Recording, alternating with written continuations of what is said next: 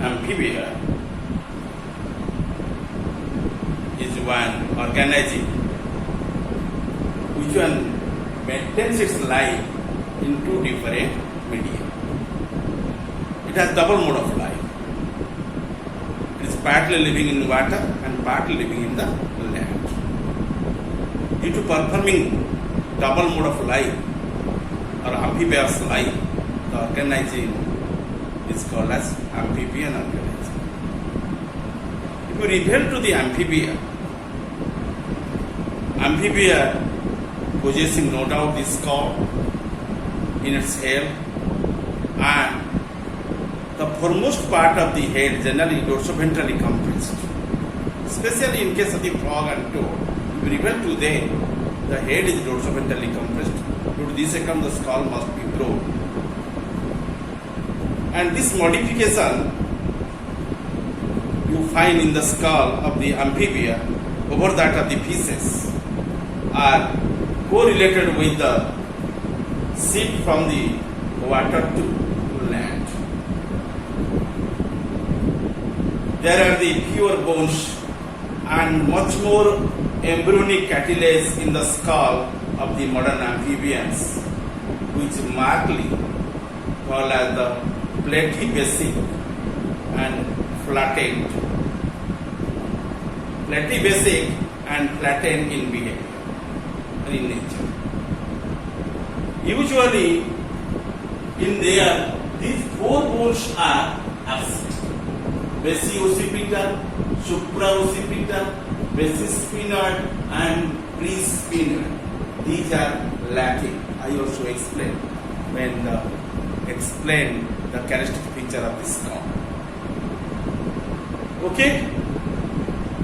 Hyomandibular becomes columnar. Hyomandibulars becomes columnar of the middle ear.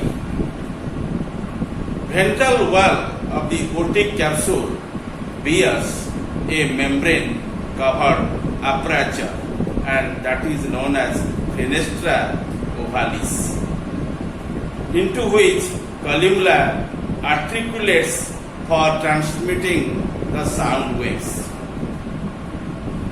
Okay? And two occipital condyles must be seen at the distal part of the skull. These are called as exooccipitals. Okay? By them, the skull can be fitted with the first bone of the vertebral column, which one is named as atlas. Visceral skeleton is essentially bony fish-like, except that number of gill-bearing arcs is also reduced. Okay? Which one the visceral skeleton in there? Your hyoid apparatus. That is essentially called as the visceral skeleton or called as hyoid apparatus. And you see the visceral skeleton is also essentially bony fish-like in case of the amphibian animals, except that number of gill-bearing arcs which are reduced. Okay, and by these characteristics, the amphibious skull is a little bit better than that of the skull of the fish.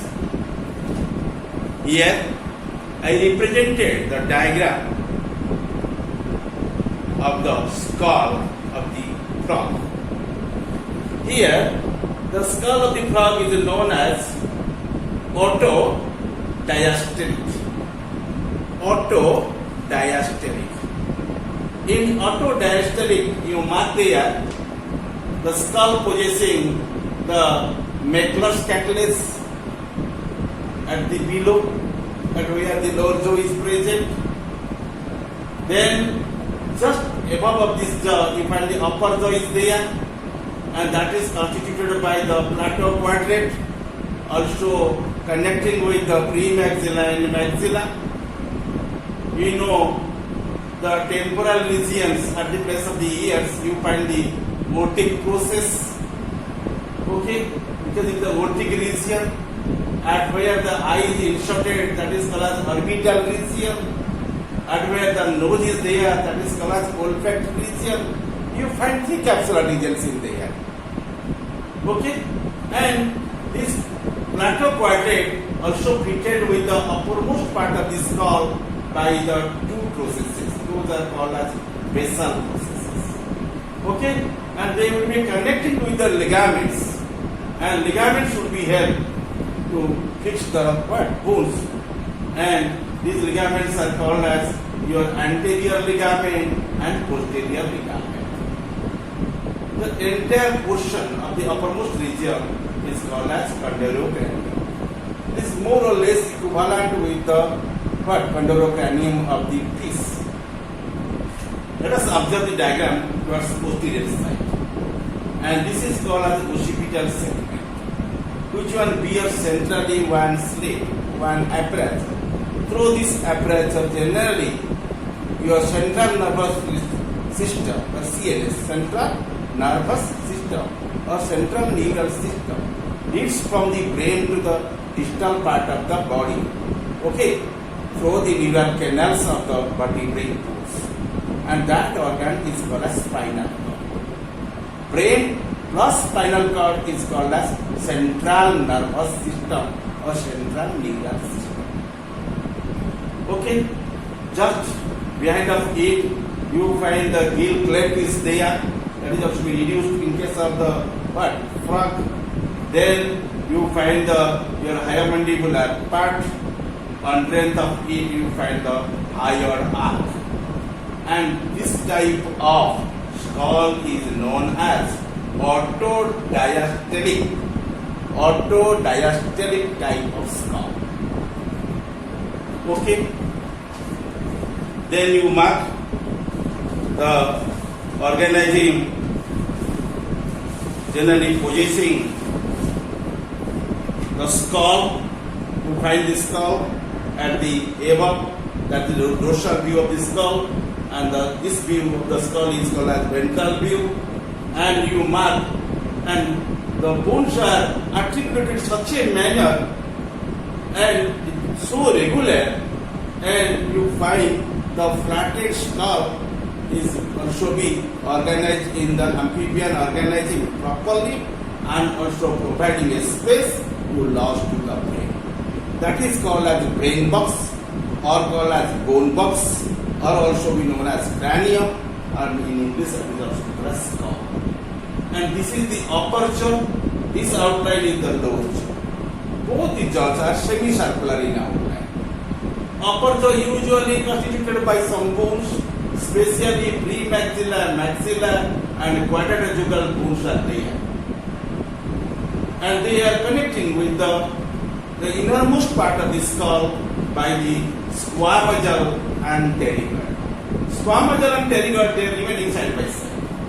At the center, you must find the frontal and parietal both are merged. They are leading towards the anterior by the nasal bones, and nasal bones also be connecting with the septomaxillary and nasal capsules. However, the foremost part of the skull is bent up, and quadrajugal also connecting with the quadrant bone, and which are dangling to the lower jaw, and lower jaw is the movable, upper jaw is fixed. Then you find the pro-otic, that is the linked with the ear. Pro-otic, otic generally refers to the ear. Optic refers to the eye. Olfactory refers to the nasal, remember. And at the end of the skull you mark here. And from the surface of the exospitals, a pair of bulb-like or go through the arising, that is called as the occipital condyles. Okay, occipital condyles, and these are the two in numbers, that is called as dicondylic skull.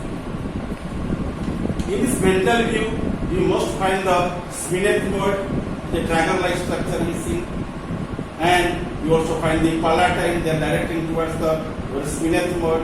In front of the sphenoid, you also find the femur bone. Then at the margin of the front and margin, you find the premaxilla and the maxilla bone, and quadratojugal and also squamosal and derivative, the remaining side by side in both the sides. Okay, and your parasphenoid also be what?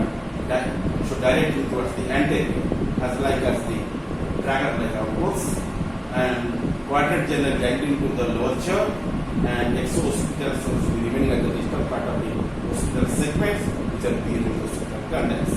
This is the view of the what? Your ventral of the skull of the frog. Okay? Then from here I explain you about the skull of the reptile. Okay?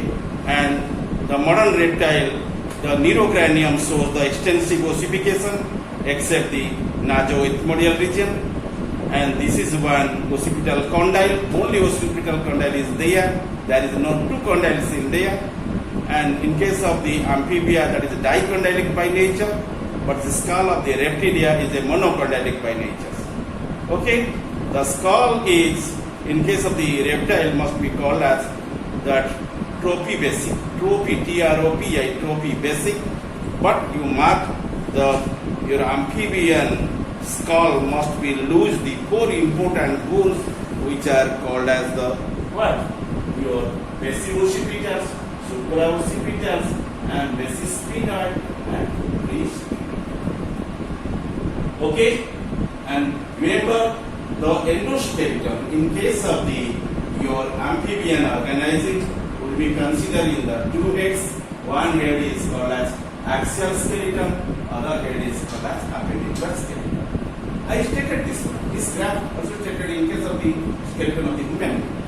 And the axial skeleton further divided into skull and vertebrae or vertebral column and sternum. And vertebrae and sternum remaining one head, and skull would be remaining the another head. Our topic is concentrated in the skull. But appendicular skeleton further divided into two divisions. First division is the bones of the girdles, which are generally restricted within the pectoral girdle and pelvic girdle. But your limb bones generally comprising the different type of limb bones, and they will be depicted as the following bones and hind limb bones. In following bones, you find the humerus, radius and ulna, carpals, metacarpals, and phalanges. Why? Your hind limbs comprising the femur, and you find that what? Your tibiofibula, then you find the tarsals. In tarsal you know the astragalus and calcaneum, then you find the what?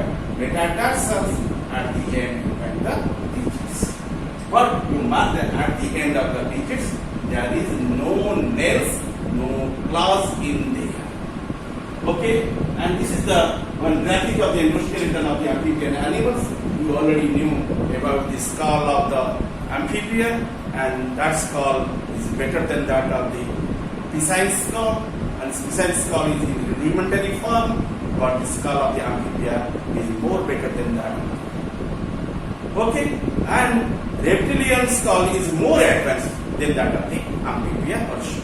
In the last class, I shall discussed with the what skull of the your fishes, but in the coming class I will discuss with you about the skull of the reptilian animals, or called as the skull of the reptilian. Okay?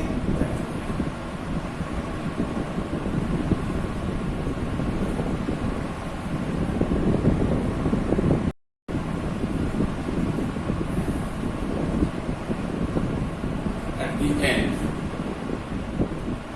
I again recall your memory regarding the amphibia skull of amphibia. On the basis of the mentioned description of the skull of the frog, may be summarized as noted. The skull is dicondylic, that is, it bears two occipital condyles. Okay, I shortly mentioned the presence of dicondylic skull with the two occipital condyles.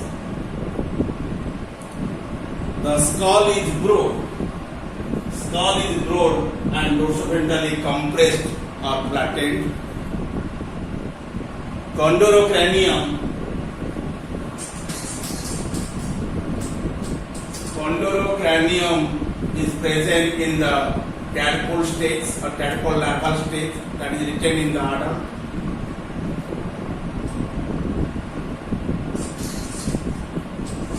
The third character is known as the chondrocranium persists. Chondrocranium persists in life. Okay, that means the chondrocranium of the tadpole larva is retained in the adult. Then a large number of bones of various regions of the skull are reduced or absent. You know, basis sphenoid, those bones are named as basis sphenoid.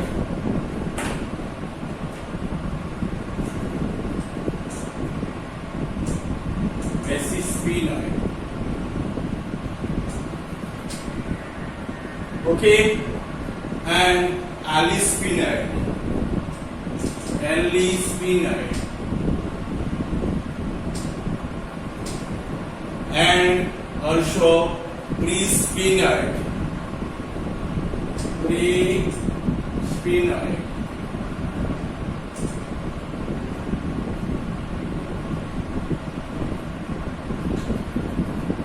Okay, as well as your orbitosphenoid. Orbitosphenoid. Orbitosphenoid.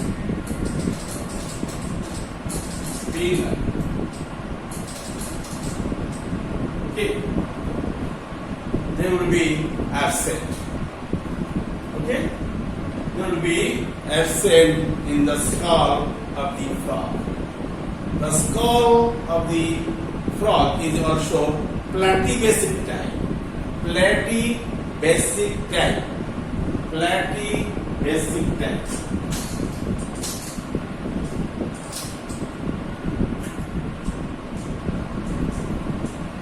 Platybasic type. Okay, and that is the brain case or cranium extends forward and there is no interorbital septum in between the two orbits. The sixth point, a tracker-shaped membrane bone that is named as parasphenoid. That is named as parasphenoid.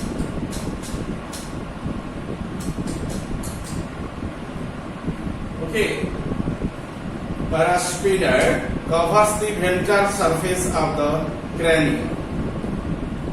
Okay, dagger, you know, the dagger generally used by the soldier, and soldier kept that dagger at the waist region at the time of attack to the enemy, and he charged by the dagger to the enemy, and also then pierced to them by it. Okay, and that type of structure is called as dagger. D-R-A-G-G-E-R. That is also we call it dagger. D-A-G-G-E-R. Dagger. D-A-G-G-E-R. Dagger set. Okay, the dagger set membrane bone that is called as parasphenoid covers the ventral surface of the cranium. Lastly, the lower jaw articulates with the skull by means of a rod-like quadrate cartilage. One cartilage-like bone is there, that is called as quadrate cartilage. That is called as quadrate cartilage.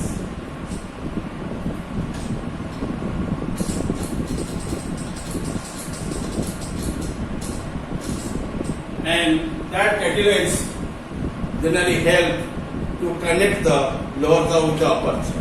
Lower jaw articulates with the skull by means of the rod-like quadrate cartilage, and which forms your orthostylic suspension. and that is called as autostylic skull. Which one? The skull which is available in the body of the your what? Amphibian animals, like the example frog or toad, and that's called type is called as autostylic skull. Autostylic skull. That skull or should be named as autostylic skull. Autostylic. In case of the frog or amphibian, you will find the skull. Type is known as autostylic skull. Okay, and this is the what? The expression of the amphibian skull in short. Thank you.